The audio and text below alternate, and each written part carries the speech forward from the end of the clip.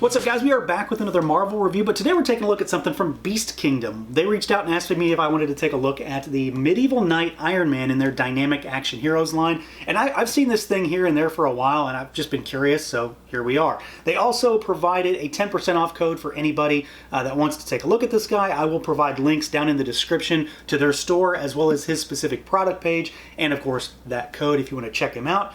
This guy does come in pretty snazzy packaging to start with. Beast Kingdom stuff usually seems to come in slightly more ostentatious packaging. It does have a larger scale, so it's a bigger item to begin with. It's kind of like a book motif. You've got the medieval arc reactor on the front. It's like a relief on top of the box itself. There's magnetic clasps all around. It's got the red and the gold foil motif, of course, for Iron Man. And then the back of the box gives you a spread of all of his accessories, the stuff he comes with, the light up feature, and then just a general shot of the figure that's inside. So yeah, let's do it. Let's pull him out and take a look. And here we go, out of the package, our Beast Kingdom Medieval Iron Man. Definitely a different kind of figure. That's the best way I can describe him right now.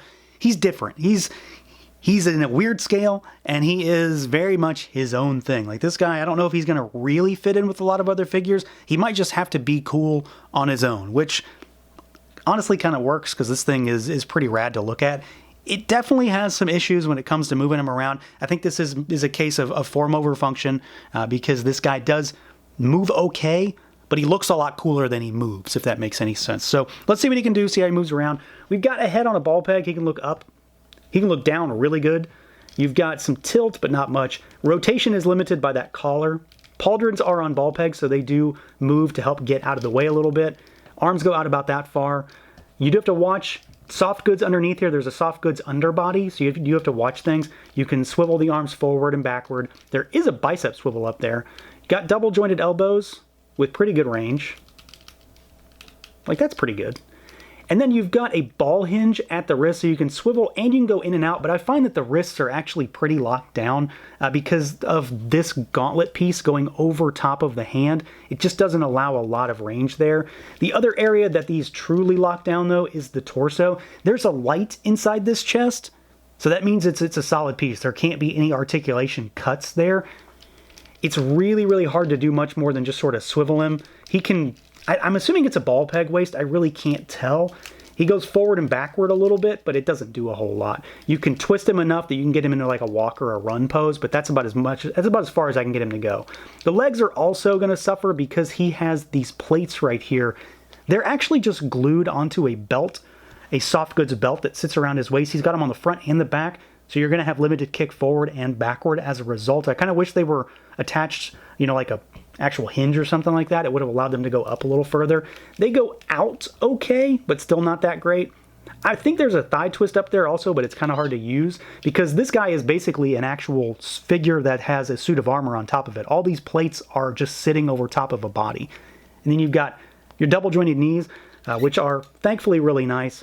And then down here, you've got hinge at the ankles, but there is no rocker. You do have rotation. There is actually an instruction manual with this guy that does show what moves. So it calls out the fact that it's limited within the actual manual. And then you've got toe articulation down there. So he moves okay. I don't know that he moves in the same way that a guy in a suit of armor moves, because I think it's been shown that suits of armor are more articulate than we would have historically believed. But he does move okay. I still think that this guy's probably a little bit form over function. He's going to look really cool in some very vanilla static poses, but you might have to work at it. Well, you definitely will have to work at it to get him to do a whole lot more of anything in terms of dynamic posing.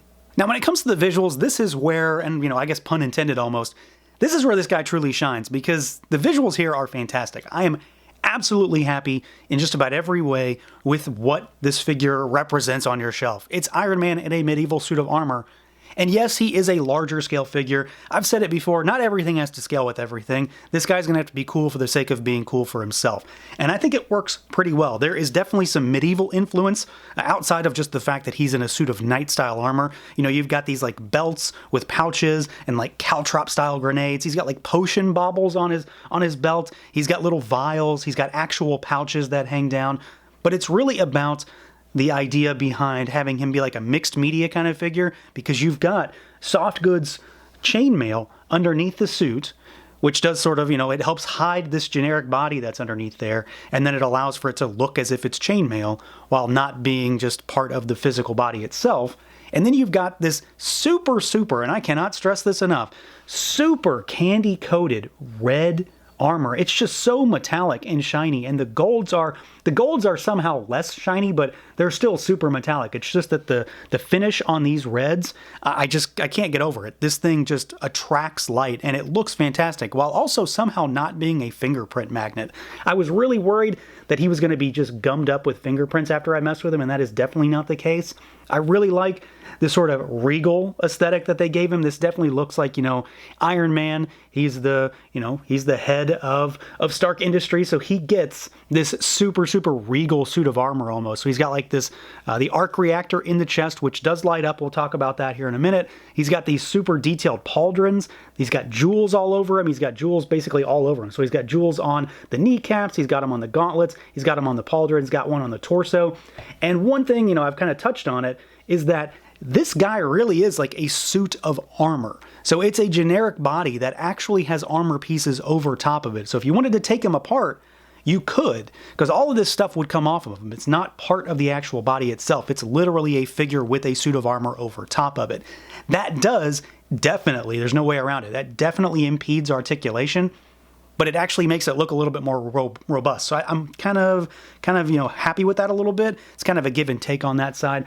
But I think at face value, just the visuals alone are tremendous. I think Beast Kingdom did a absolutely stellar job with the sculpt, with the paintwork, because I have zero issues to speak of with paint on this figure.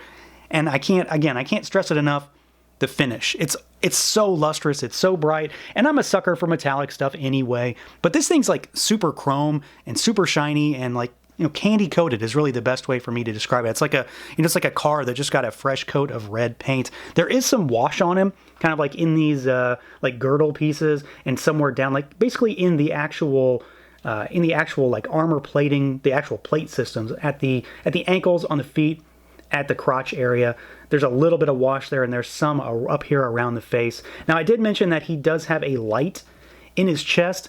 This thing's okay. I do find that maybe it doesn't shine as bright as I want it to as it's going through the light. And it is difficult to actually get a hold of. You do have to take off the pauldrons, you have to take the head off, and you have to take the chest piece off and expose the body underneath to actually get to the switch on the back. So your mileage may vary on whether you actually want to deal with that or not. I'm not so sure it's worth messing with after doing it, because then you're going to have to take it all apart to turn it back off again. But it's kind of cool. I do like figures that light up, so that's also a thing. And then I really like this head sculpt. It's obviously very classic Iron Man-y in many ways, but at the same time, it's slightly different. You've got those holes at the bottom of the chin, very much look Medieval Knight style. You've got just the slit for the eyes, and then you've got that little crook for the mouth. But something about the shape on this helmet I think absolutely works, and the collar around the neck also really kind of encapsulates it and makes it look a little bit more menacing. Like, this Iron Man definitely looks like he's about to throw down. So I'm really happy with the way he looks. There's just so much here to take in, from all the little medieval elements, all of the little jewels, all the sculpt work on the pauldrons, and then of course that finish. It's just going to be a really cool focal point on your shelf or wherever you put him, because he's going to stand out. He's just going to sort of shine like a beacon once you hit him with some light. Now, we obviously have to do size comparisons. I've mentioned it enough. He's a big figure. He's in that weird 1/9 scale. So we got a Super 7 figure here on the left, a G.I. Joe Ultimates Cobra Bat, and we've got the modular Iron Man here on the right for a Marvel Legends, because obviously that's the one most people are going to care about, to give you an idea what he looks like next to a sort of typical 112 Hasbro figure. And you can see, I mean, he's obviously going to tower over him, but you could also see that this guy might fit in as well as like some sort of heavy bruiser suit of armor for Iron Man. So you might be able to fudge that in, maybe. And then let's do some other brands, other lines. Let's do a Figure Arts. Here's a Bandai Tamashii Nations Dragon Ball Z Turles. Let's take this Iron Man away. Here is a Mezco Conan. And then let's take Turles aside, and let's do a Motu figure. Here's a Masterverse, the new Faker. And then let's do a Mythic Legions figure. Here is an Orc. It's a Prophetess that was deflocked. So he is definitely tall. Like, there's no way around it. He's also going to be a lot bigger than usual because, you know, as you get taller in scale, you're going to get bigger in every other dimension. So he's a big figure. He may not fit with everything, but in the context of being a giant suit of armor, you might be able to work it into other lines depending on what you're going for. Now, as far as accessories goes, this guy has a pretty solid spread. As I mentioned, there is a deluxe version, which does include more accessories. That's the big change between them, is that that one has just like twice as many accessories. Now, to start with, this version does have a different head sculpt. So you've got the helmet open version. So this shows Tony's head within, and the face is pretty good.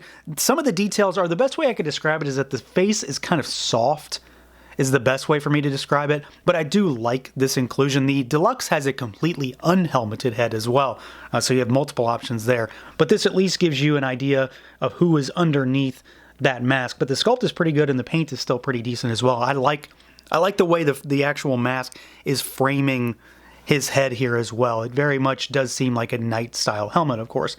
He does have some hands also. He has these sort of style posy, slightly gesturing hands on him in the box. You get 3 extra sets. So you get a set of fists, just regular old fists. You get a set of gripping hands. And then we get a set of trigger finger hands, which I'm not really sure why they're included with this version, because he doesn't have any guns. The deluxe version has guns. This one does not. So you could still use them, but they're not as useful here. And then we get a bunch of actual weaponry for this guy. So to start with, we do get his sword. And you have a scabbard also. That's what goes in this little loop right here. So the scabbard is a separate piece. It just sort of sits in there. It seems to fit fine also.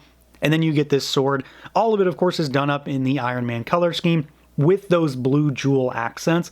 All of it is, again, very like candy-coated chrome too. So I really, really like that. The idea of Iron Man using a sword is, of course, kind of weird, but it works really well because, well, he's a knight. We also get a shield, and it's got a nice, you know, pairing of Iron Man with a knight-style shield. So it looks very techy. It's got an Iron Man mask in the middle, and then it's got a sword motif on it also. It's pretty interesting how they got this to work, though. So on the back, there's just a peg hole. And these gauntlets are removable. A lot of the stuff on this figure is removable. And what they gave you is one that doesn't have, like, the top armor plate, as if the plate transforms into the shield, basically. And then you would just pop this on there, and you can use it on either arm. So you've got the option to actually affix it to his arm. So it's not something where he actually has to hold it, which I'm really a fan of. And then we get his like hand blasters. So, you know, you've got his, you know, like repulsors and things like that. And instead of them coming out of his hand, it's another instance of replacement gauntlets. So these have a peg hole in the gauntlet. And then you have these like almost like blunderbuss kind of cannons that stick out of the bottom. So you have the actual blast coming from underneath the arm rather than out of the hand. And you get 4 of these effect parts here. So they're like blue and green and yellow, and they've got like some amber color around the actual blast. And then these will go here, and that's how you sort of showcase his abilities to blast out of his hands. These are also capable of going, you get 4 of them, because you can also put them on the bottom of his feet. If you want to hoist him into the air, you're able to do that, and you can have it look like he's blasting off. So he does come with a pretty solid array of accessories. Like I mentioned, the deluxe version does have a tremendous amount more. I believe you get more effects, you get another head, probably some extra hands, and then a lot different weapon array, all sorts of different kind of stuff there. But as far as the standard version, you still kind of get like a normal spread. You get a sword, you get a bunch of hands, you get ways to use the blast effects. And then you also get, which is probably my favorite accessory, this shield. I just really like the way they sort of incorporated the idea for Iron Man and how it works with this suit of armor into this shield. So yeah, overall, this is a pretty solid figure. He's not perfect, but this is a pretty cool figure. I really can't stress enough, the biggest focal point for this thing is just the design. That's really what it comes down to. It looks cool, and I can't stress that enough. It looks cool, and it's going to be a big focal point on your shelf. It's going to stand out because, again, This thing is absolutely just candy coated. That red is so bright and so vibrant and so metallic, and it just speaks to me. I really like it. I'm a big sucker for metallic figures. I've said that a number of times before. It does, of course, though, have some pretty limited range when it comes to articulation. You can get it into decent enough poses, but it's not going to be the most dynamic thing on your shelf. That's definitely not going to happen. It does have some pretty solid accessories too, and if you get the deluxe version, you're going to get like a mountain more of even cooler accessories on top of all the stuff that I showed you here. So that's going to do it for this look at the Beast Kingdom Dynamic Action Heroes Medieval Iron Man. Let me know what you guys think. Feel free to like, comment, subscribe, and share, and until next time.